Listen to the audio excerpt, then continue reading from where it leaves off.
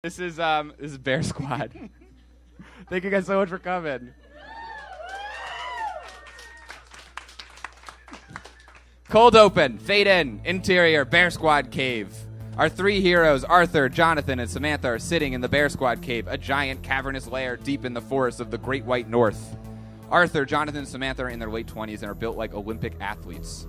Around the cave are various costumes, gadgets, and vehicles on display. The Bear Squad has collected many trophies over the years as one of the top superhero teams of Canada. A giant television screen suddenly blinks to life and is filled with the image of Major Ursa, a man wearing a Canadian Mountie uniform who is mission control for the Bear Squad. Attention! Bear Squad! The Bear Squad stands in unison. What is it, Major Ursa? A bank in downtown Ottawa is under attack by a team of robbers, and we need your help. Are you up for the challenge, Bear Squad? We sure are. Bear Squad, go! Cut 2. Interior, Ottawa Bank. A group of random people are terrified and huddled under tables and against the floor in a bank during a robbery. Everyone just shut up while we get the money.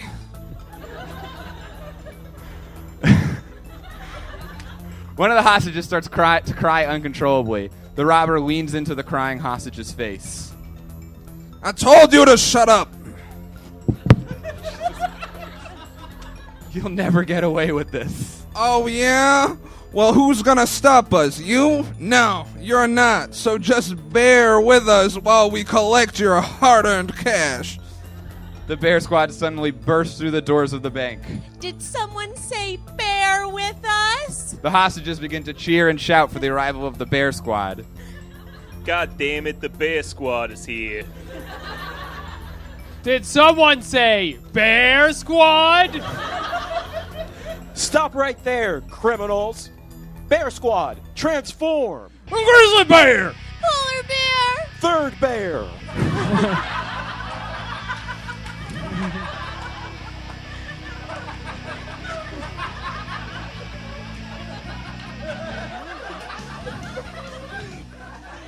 The robbers begin shooting at the three bears, but they expertly dodge the bullet to begin making their way towards the criminals.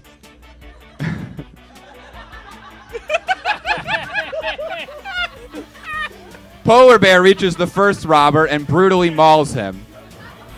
His body flies across the room, leaving a trail of blood. He dies immediately. What the fuck? Grizzly Bear roars as Third Bear jumps and bites the second robber in the throat. Robber 2 screams out in pain, making a horrifying sound that ripples through the room. Third Bear rips the robber's head off as a splash of blood hits a group of remaining hostages. The scene quiets down as the remaining hostages take in the mayhem around them. Grizzly Bear paws at the bloody, lifeless body of one of the robbers. All of the bears begin to glow as they transform back into their human bodies. They stand up. We did it, team. End of cold open. The Bear Squad intro plays, and it's insane. Electric guitars blare as Polar Bear, Grizzly Bear, and Third Bear fight an assortment of villains one by one, such as Lion Tamer, a supervillain who lives with two lions who he controls by shining a large laser pointer on his enemies. Knife Man, a man who is dropped into a vat of knives. He survived the fall undamaged, but then picked up two of them. Poutine, a 15-year-old boy with genius-level intellect holding a laser gun who once poisoned the entire gravy supply of Quebec. And Poverty, a team of evildoers in raggedy clothes who tricked the Bear Squad into thinking they were fighting against the concept of poverty in Canada. Exterior, outside the bank, day. On screen is the news ticker and logo for CNN2, Canadian News Network. Arthur is standing outside with Milana Leroy, a famous reporter in Canada. Behind them, the bank is closed off and crawling with police officers. Hello, my name is Milana Leroy, and I'm here with CNN2, which, by law, we have to specify is unaffiliated with the American News Network, CNN. I'm standing here today with the leader of the superhero team Bear Squad, Third Bear. Thank you for having me. So can you tell me what happened in there? Well, when bad guys show up, the Bear Squad is around to put them away. We're here to protect the good people of Canada. You certainly put them away for good. It seems the 2 bank robbers died particularly gruesome deaths. Yeah. It was extremely violent and upsetting. Arthur shrugs. Yeah. Which begs the question, what exactly are the extent of your superpowers? Because from our end, it seems like you just turn into bears and then kill people. Criminals, not people. But are you bears with super strength, super resilience, super intelligence? No, we're just bears, you know? We have no real control over our bear bodies aside from, regular bear instincts. Thankfully, we always seem to make the right decisions. I don't understand. Do you have the proportional strength of a bear? If I, a human man, had the proportional strength of a bear, I'll be weaker than a bear.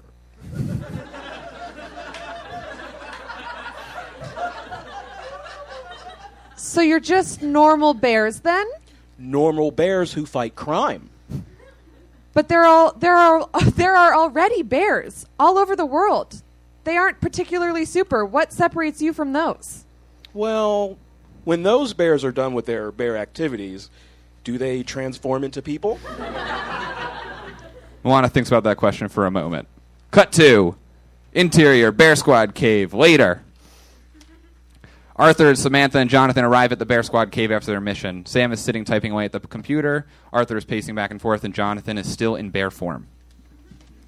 I cannot for the life of me figure out why our reputation around town is getting worse and worse.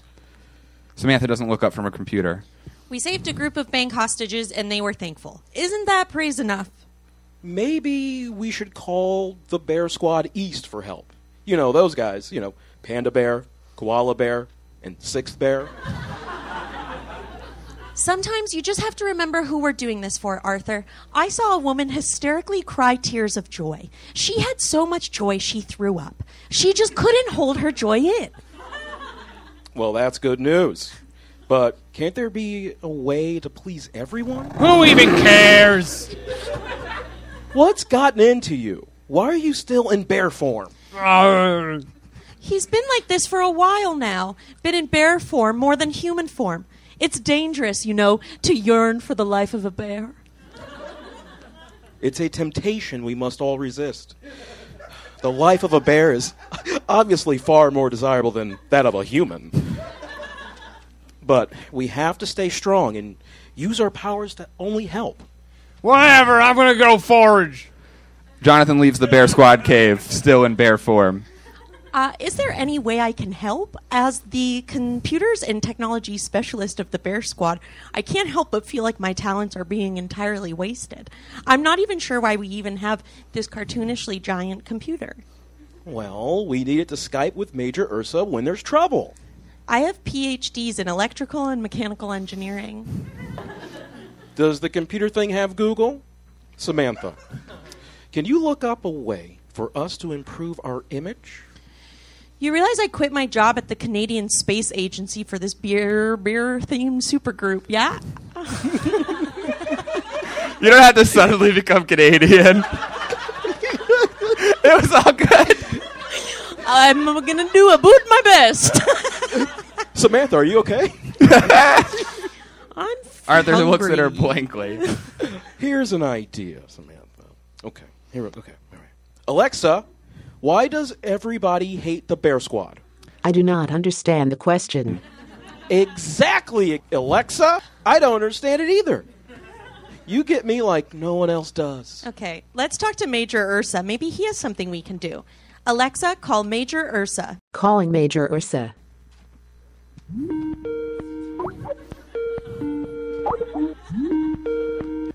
Major Ursa is in his uniform, but he wasn't particularly prepared for the call, so he's eating a bowl of cereal. Hello, Bear Squad. What can I help you with? Major Ursa, we're looking to raise the profile of the Bear Squad and win back the hearts of the Canadian public. Do you have any work for us? Well, it doesn't look like there's much for you to do. We should do something a little more altruistic. Are there any charity events today? Yeah, I don't see any. Maybe a protest? Well, there seems to be a large group of protesters in downtown Ottawa holding a rally against global warming, but I'm not really sure how that would help you. As a polar bear, climate change is an issue that is especially important to me. It's perfect. Helping fight a villain as startling as global warming will help improve our image greatly. Bear Squad, to the protest! Cut to exterior Ottawa forest day. Jonathan, a large grizzly bear, roams the forest. No one respects me. I just want to be a bear. I want to do bear things. I want to run around in the forest. I want to eat berries and salmon and honey. I want to shit in the woods. I want to move to Russia and join the circus and ride on a unicycle. I already know how to ride a unicycle as a human. I'm going to be a fucking ringer in the Russian bear unicycle scene. Oh my God, a bear does human shit. I'm a human that does bear shit. No one understands me. I like how you're Canadian and you're Southern. Oh, man. Suddenly, Jonathan trips on a tree trunk. He tumbles down a hill, accumulating scrapes and bruises as he falls. He lands with a thump.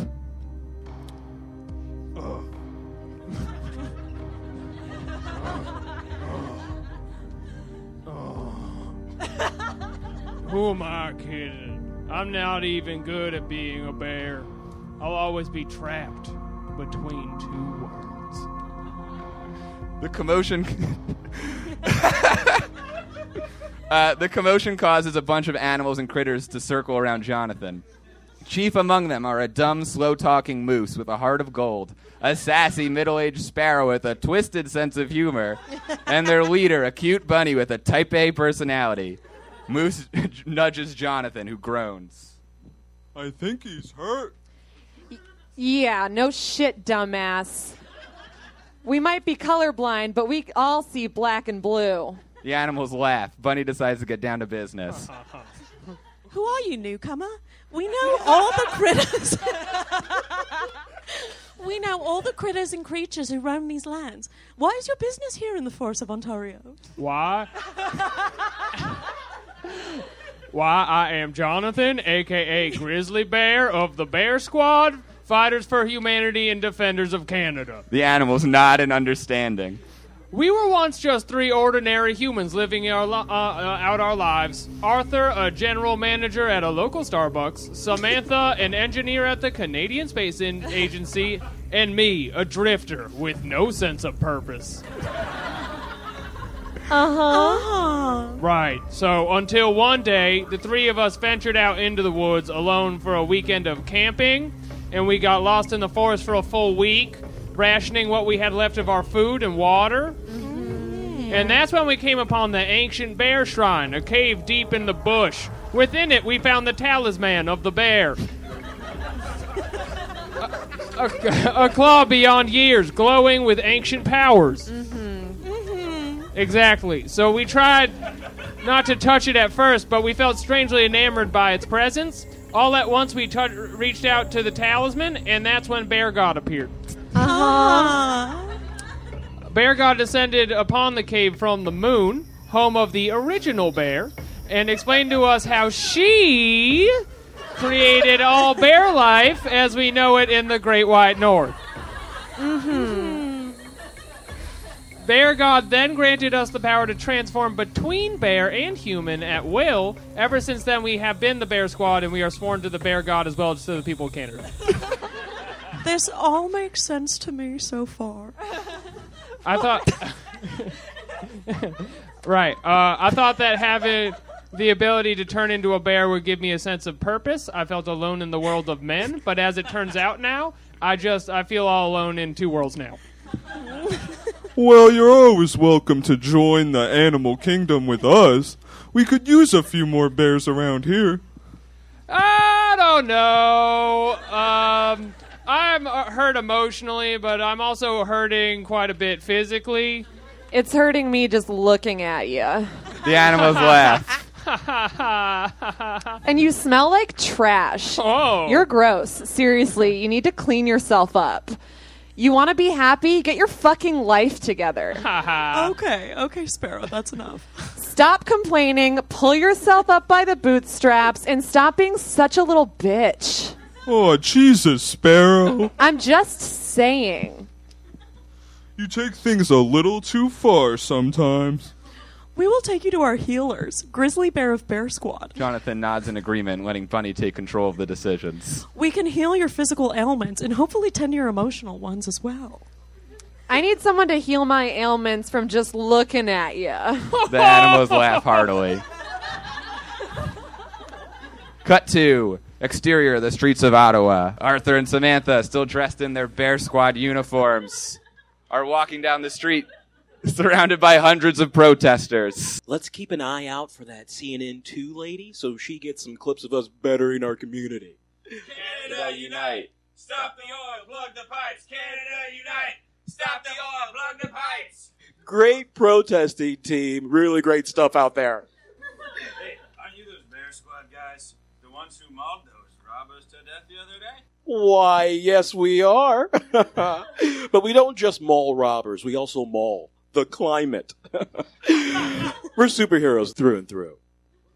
I had no idea you guys cared so much about political issues. I guess that makes me feel better about all the violent murder. Honestly, I'm not sure he has any idea what climate change is. Well, it's bad, okay? I mean, climate should always stay the same. Personally, I like it to be summer year-round. Global warming is so strange. Please say no to climate change. Global warming is so strange. Please say no to climate change. So, Third Bear is the leader of the Bear Squad, and Grizzly Bear is the bad boy of the Bear Squad. What's your role, Polar Bear? Thank you for asking. Well, I'm the computers and technology specialist for the Bear Squad. I design and build all of the technology for the team. No one seems to ever really get that. I thought you guys just turned into bears. Why would you even need a tech person? I'm like Q in James Bond. Any sort of gadgets the Bear Squad needs, I'm the one who puts it together. If we're in a situation that calls for a bear to have a pen that also shoots poison darts, I'm your girl. I literally cannot imagine a single situation that would involve that. Do bears even have thumbs? Do they carry pens? Well, technology could help with climate change, so there is that. You have something to help fight climate change? I recently built an entire army of mesh suits. Got it. Did you mean mech suits? I'm technology, I'm not vocab. I'm glad that everyone's going to use this for their reel after the show. We could do a whole number of things to fight climate change with an entire army of human-operated robots. They're just prototypes for now, so they're too small, but the technology works. You should see them. They're very cool. 300 of them, and they're entirely run on diesel fuel. You're powering hundreds of robots using diesel fuel? It's evolving.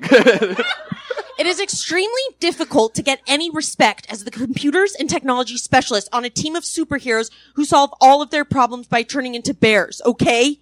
Just because you feel like your role on your superhero team doesn't make any logical sense doesn't mean you should actively destroy Mother Nature. Samantha, is this true? You know how much I love Mother Nature. She's like a mother to me. Samantha looks as if she's going to try to explain, but suddenly another big chant starts up. Samantha grabs Arthur by the wrist and disappears into the crowd to chant with other protesters. Diesel, you're not cool. We want to see other fuels. Oil, time to end. We're not lovers, we're not friends. Cut to the forest cave. The animals and critters carry Jonathan, still in bear form, into a large cave deep in the woods of Ontario. Inside is a sort of makeshift hospital run by the various animals of the forest. Hurt creatures lay on slabs of rock, while other animals, foxes, cougars, bison, etc., operate using mushed-together berries, dirt, twigs, and other things you'd find in the woods. The animals lay Jonathan onto an empty slab, and a gaggle of geese flock over. The geese cover their beaks with strange forest ointment and poke at Jonathan's cuts and scrapes. Jonathan allows his eyes to close as he drifts away into sleep. 20 minutes later, Jonathan awakes to find that, miraculously, his wounds have completely healed. Next to him, waiting patiently, is Bunny. What happened to me? The animals of the forest have healed you, Grizzly Bear. But why? How? We look after our own, and we, like all things, keep secrets from the world of men. There are many things possible that humans are not aware of. Jonathan gets off the slab and starts moving around the cave. Bunny hops on top of him. This is one of the many healing caves in the forests of Canada. Jonathan and Bunny walk past a hurt coyote being tended to by a beaver. The coyote's leg is cut. Many of the animals here have self-inflicted wounds, and many have wounds from other animals. The healing caves are a sanctuary for creatures to heal without fear of being eaten or falling into a territorial dispute. Jonathan walks further into the cave. Bunny's expression gets angry as she describes what she sees. But many of the wounds we heal are inflicted upon us by humans. In front of Jonathan and Bunny are a row of dead and dying fish, mostly salmon. All of them are covered in thick black oil, and you could see it if it was on a different screen. These animals were all hurt by humans, and we could not heal them here. I'd say they were murdered. Yeah, it probably didn't help to pull them out of the water either, frankly. Is that a thing? Is it a thing that fish need to be in water to breathe? Yes, that is definitely a thing. Wow, weird. We never really thought about that. You live and you learn, I guess. Where did this oil come from? Come with me, Grizzly Bear. I will show you. Cut to exterior forest. Jonathan and Bunny stand at the edge of a lake in the forest that leads off into a large river. They have to speak loudly over the booming sounds of machinery in the distance. Do you see that? Wow. Do you see how the humans are destroying our homes with their machines? The camera pans over to reveal a large factory pumping gallons of oil into the lake through the use of multiple pipes. Oh, no, this is terrible. Oh, all this time I felt lost as a human. I never realized it was because I was hurting my animal brethren. We have tried many things to stop the flow of the oil, but nothing has worked. It is too powerful for us. Let's take a closer look. Jonathan and Bunny run over to the factory and stare up at its towering metal walls. The logo of the company catches Jonathan's eye, and he makes his way toward it. We cannot read the markings of humans. What does it say? Massive accrual of junk. Ocean ruiner utilizing rivers streaming to the Atlantic. Oh, no. The camera pans back to see the factory company logo. Massive accrual of junk. Ocean ruiner utilizing river streaming to the Atlantic. Above that, Mecha Ursa. Wait, there's literally more. Bunny wipes away a tree branch covering the bottom of the logo and reveals the full company name. Massive accrual of junk, ocean ruiner, utilizing river, streaming to the Atlantic, is systematically burning energy, handcrafting, increased natural disaster to gain loads of oxidized biofuel, accident lightly with aerosol, really making it not good. The full acronym reads, Mecha Ursa is behind global warming.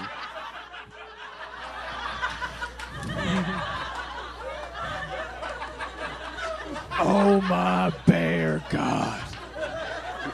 We have to go now! Cut to exterior, the streets of Ottawa.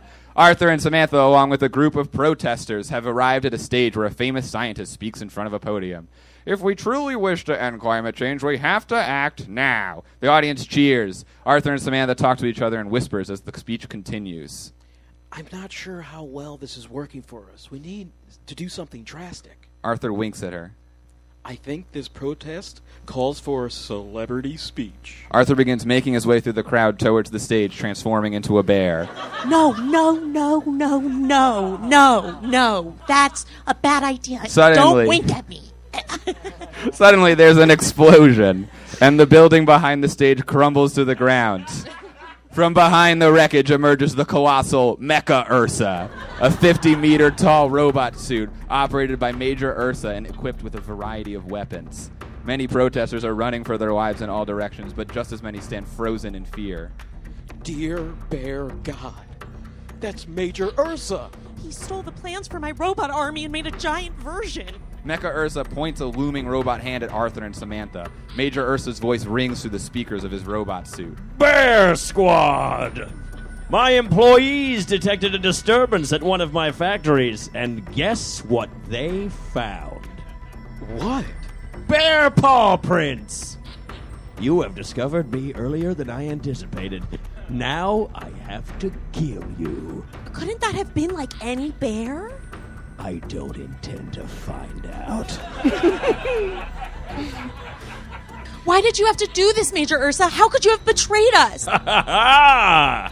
The same reasons anyone becomes a supervillain, Samantha. Wealth, power, and complete dominance over the forests of Canada. You see, global warming in Canada is man-made, and I am that man. I have been dumping chemicals into the rivers of Ontario for years in an attempt to drastically raise the temperature of the entire nation. Why would you do such a thing? I own the entire frozen north coast of Canada, and I intend to make it the most valuable beachfront property in the entire world. Oh, I knew that real estate deal was too good to be true. Want to know how my mech suit is powered? That's right. Pure diesel. Mecha Ursa lifts its arms to reveal oil dripping from the crevices in the metal. Plus a little something extra. Maybe you've heard of it. Bear kryptonite. Mecha Ursa's chest opens to reveal a large glowing green rock, bear kryptonite. It has no effect on our powers, but it does expose us to certain carcinogens. It'll kill us in the long run. You'll never get away with this, Major Ursa. Try and stop me. Samantha and Arthur get down on their hands and knees and transform into their alter egos, Polar Bear and Third Bear. Narrowly avoiding a laser shot from Mecha Ursa, Polar Bear and Third Bear run toward Mecha Ursa's left leg, but it's no use. After a moment, Mecha Ursa shakes the bears off his leg, and they go flying to the side of a nearby building. The collision makes them transform back into their human forms. He's too strong. I could call my own robot army, but they use so much fossil fuels, they're only going to help his cause. Oh, we have to keep fighting. We have to. Arthur's voice is drowned out by the sound of a stampede. Dust begins to rise over the city of Ontario. Is that... Before Samantha has a chance to answer, Grizzly Bear charges into the scene, leading an army of various Canadian animals. Grizzly Bear! Led by Grizzly Bear, the army of animals attack Mecha Ursa, but it soon becomes clear even the animals are too weak to stop the machine. Mecha Ursa begins stomping on Canadian geese and foxes, blood splattering onto fleeing climate change protesters. You feeble animals are no match for me. I am man and I am machine. I have an idea. Samantha pulls up the wrist of her Bear Squad uniform and reveals a watch-like apparatus with a large button in the middle. She presses it. The faint sound of flying machinery can be heard in the distance, but as the animals fight against Mecha Ursa, the sound grows and grows. Finally, the 300 robot suits identical to Mecha Ursa, although ranging only from 1 to 3 meters tall, float towards the battlegrounds. They drip gasoline onto the crowd as they fly overhead and eventually land. Ugh, are you kidding me with this fossil? A bison flying from off screen smashes into him. Samantha presses... people have said that and it's offensive. But no, I'm the green guy.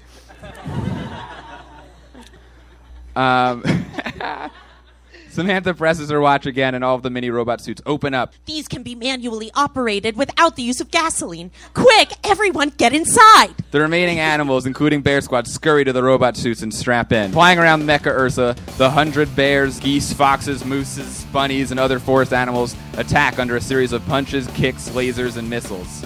Bunny, moose, and sparrow are each in their own mech suits, hurtling towards Mecha Ursa. You'll pay for what you've done. I'll cut your face off and wear it like a trophy, you sack of shit! I'm sorry for my aggressive behavior. I hope we can work this out.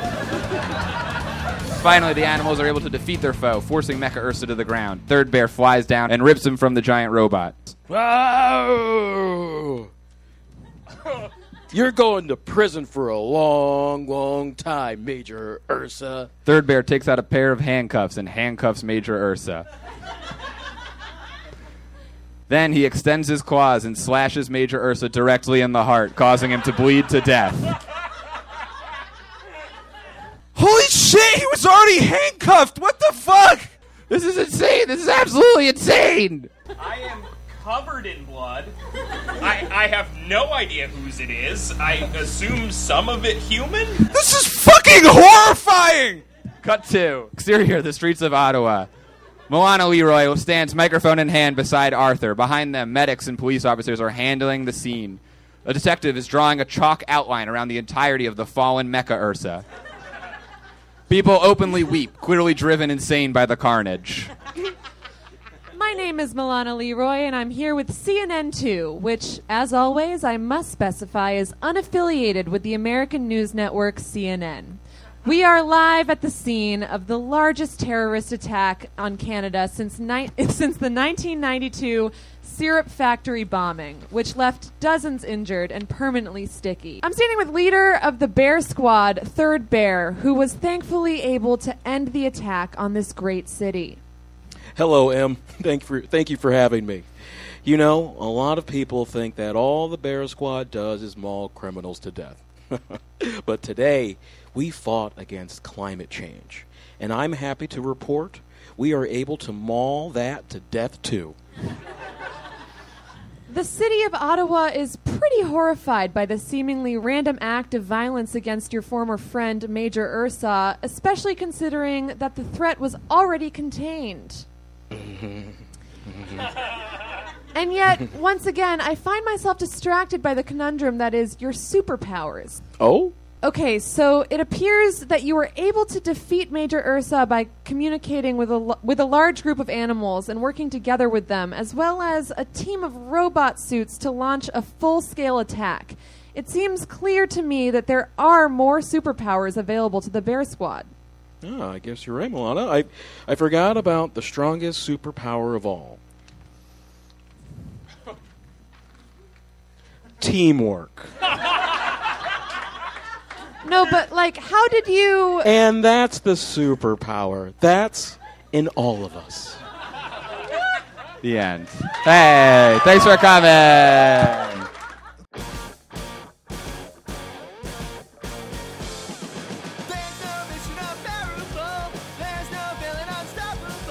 There's no special ability, just that big bear